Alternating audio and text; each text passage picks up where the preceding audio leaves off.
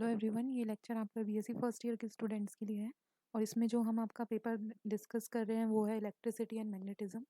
और उसमें आज हम जो देखेंगे आपके कुलाम्स लॉ देखेंगे। तो आज का लेक्चर स्टार्ट करते हैं।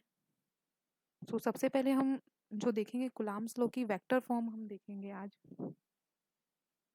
कुलाम्स लॉ को हम वेक्टर फॉर्म में कैसे लिखते हैं, कल हमने उसका जो देखा था वो मैग्नीट्यूड या फिर जिसको हम परिणाम बोलते हैं वो फॉर्म हमने देखी थी। आज उसको वेक्टर फॉर्म में हम देखेंगे। वेक्टर सदिश। तो कुलाम्स लॉ की वेक्टर फॉर्म के लिए सबसे पहले हम कंसिडर करते हैं कि आपका एक ओरिजिन है ओ, जिसको हमने ओ से डिनोट किया है। Q1 और Q2 दो आपके चार्ज हैं जो ओरिजिन से R1 इसके साथ डायरेक्शन भी है तो सदिश राशि R2 डिस्टेंस पे है। ये आपके दो वेक्टर हैं, R1 और R2 डिस्टेंस है आपके ओरिजिन से Q1 Q2 की डिस्टेंस है। जो R आपकी दी हुई है वो R डिस्टेंस Q1 से Q2 की तरफ इस डायरेक्शन में है। R की डायरेक्शन आपकी Q1 से Q2 की तरफ है। ठीक है, तो अब आपको जो निकालना है, हमें इसकी वेक्टर फॉर्म निकालनी है। तो वेक्टर फॉर्म में सबसे पहले हम कंसिडर करेंगे कि आपके Q1 जो चार्ज Q1 है, जो आवेश Q1 है उस पर Q2 के कारण कितना बल लग रहा है।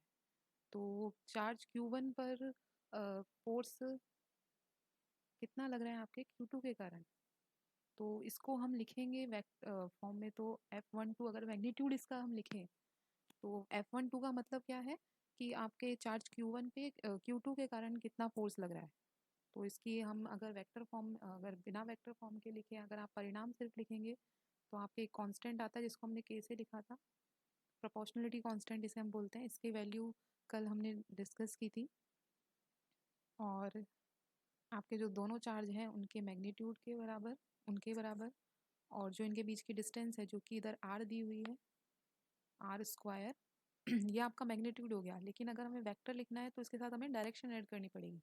तो Q1 पर Q2 के कारण जो आपके फोर्स लग रहा है, तो Q1 पर Q2 के कारण जो आपके फोर्स लग रहा है वो कुछ,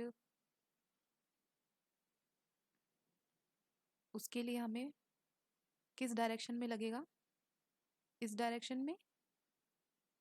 तो इस डायरेक्शन में जो आपका जो हमने जो आपके वेक्टर लिया है इस डायरेक्शन में Q2 के कारण, उसको हमने R1, सॉरी R21 होता है, R21 है। R21 आपके क्या है, R21 आपके यूनिट वेक्टर है, इकाई सदिश जिसे हम बोलते हैं। ठीक है, ये आपके R21 आपके यूनिट वेक्टर है। इसी तरह से अगर आप देखें कि अगर आपको फोर्स निकालना है Q2 पर Q1 के कारण तो उसको हम लिखेंगे 21। तो ये Q2 पर फोर्स है, इसको पढ़ेंगे कैसे। Q2 पर ये कौन सा फोर्स दिया हुआ है आपके Q2 पर Q1 के द्वारा जो फोर्स लगाया हुआ है। तो ये आपका 4πε Q1 Q2 R² upon R12। तो ये आपके दोनों यूनिट वेक्टर हैं। जो आपके R21 है ये आपके वेक्टर होंगे। देखो, जो R21 है उसकी डायरेक्शन होगी, ये फोर्स की डायरेक्शन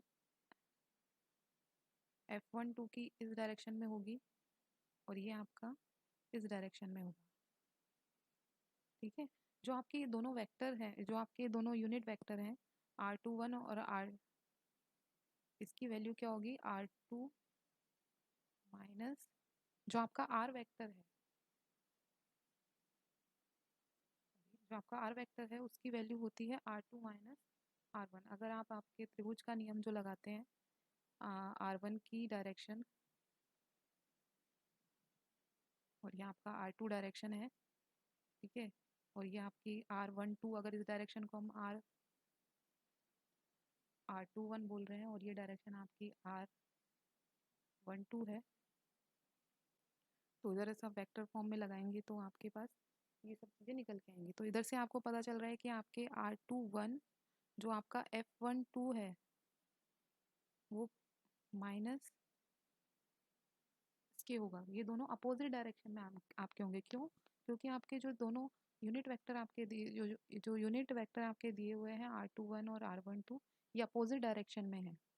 यहाँ आप आपका वेक्टर फॉर्म लगा के, जो त्रिभुज का नियम है वेक्टर में, जो आप 12th क्लास में पढ़ते थे, वो लगा के आप देख सकते हैं r12 की डायरेक्शन ये है और r21 की डायरेक्शन आपके इस डायरेक्शन में है और r12 की डायरेक्शन आपके इस डायरेक्शन में है। ओके, तो इस तरह से आपका इनका यहाँ आप देखेंगे इनका दोनों का मैग्नीट्यूड तो आपका इक्वल है, लेकिन आपके जो डायरेक्शन है अपोजिट डायरेक्शन में आपके ये लगते हैं।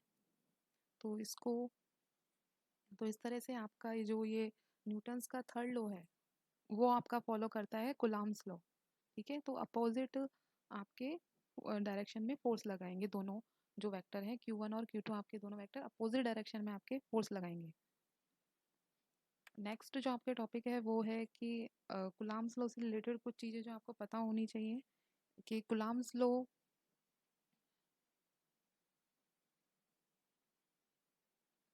सिर्फ आपके स्टैटिक और पॉइंट चार्ज के लिए वैलिड होता है।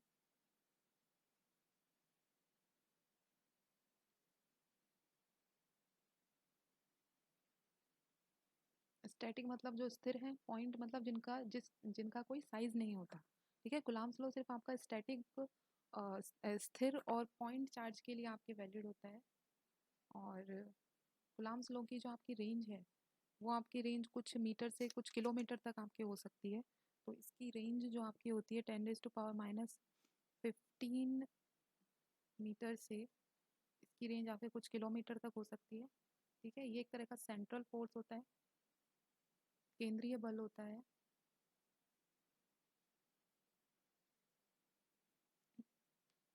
और कुलाम्स लॉ आपके कुछ कुछ आपको सिमिलरिटी देखने को मिलती है, जैसे न्यूटन्स का जो हमने ग्रेविटेशन लॉ हम देखते हैं, तो जिस तरह से न्यूटन्स के ग्रेविटेशन लॉ की आपके इम्पोर्टेंस होती है, उसी तरह से आपके इलेक्ट्रोस्टैटिक्स में स्थिर वैद्युतिकी में आपके कुलाम्स लॉ की आपके इम्पोर्टेंस रहती है।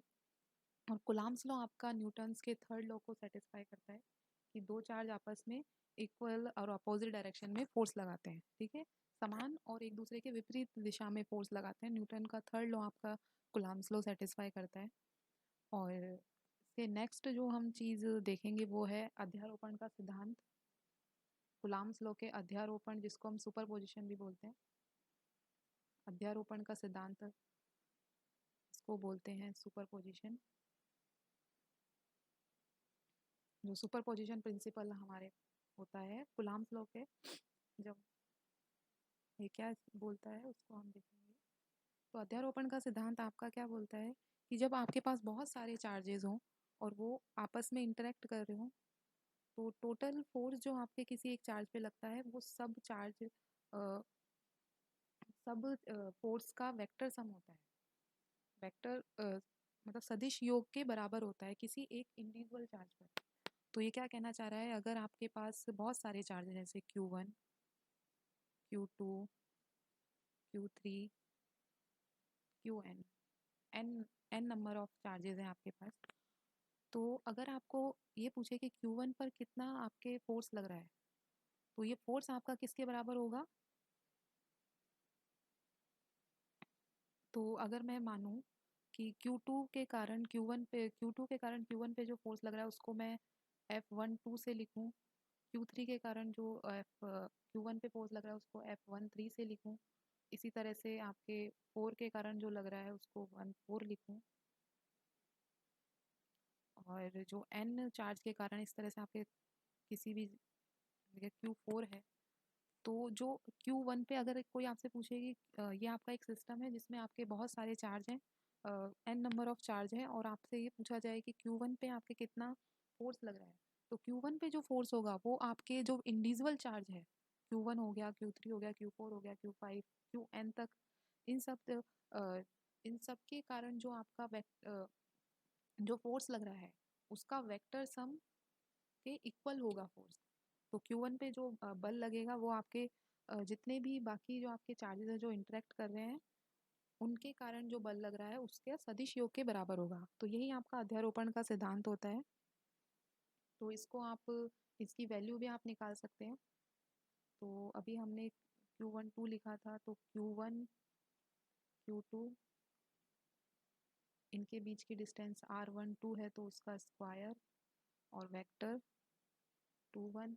इसी तरह से आपके Q13 की लिखेंगे तो Q1 दोनों चार्ज आपके Q3 के कारण जो आप इसको कैसे पढ़ेंगे, F13 आपका क्या है, Q1 पर Q3 के कारण जो फोर्स लग रहा है, और ये वेक्टर की डायरेक्शन हो गई, इसको 31 से रिप्रेजेंट करेंगे F13 का स्क्वायर। इसी तरह से हम n नंबर के कारण आपके देख सकते हैं, ठीक है।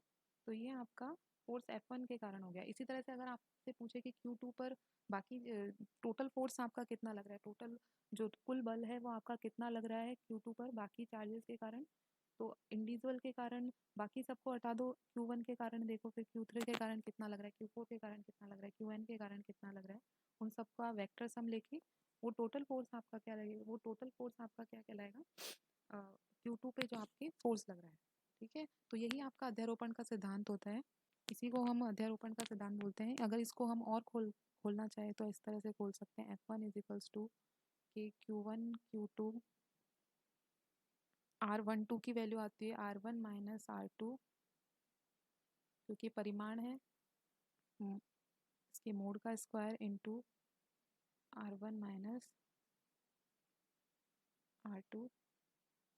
ये वेक्टर है, वेक्टर कैसे बोलते हैं, सदिश बटा सदिश का परिमाण, ठीक है। तो इधर क्यूब आ गया आपके। इसी तरह से इसको खोल लेंगे के Q1 Q3 R1 minus R3 का cube into R1 minus R3। इसी तरह से हम आगे लिख सकते हैं।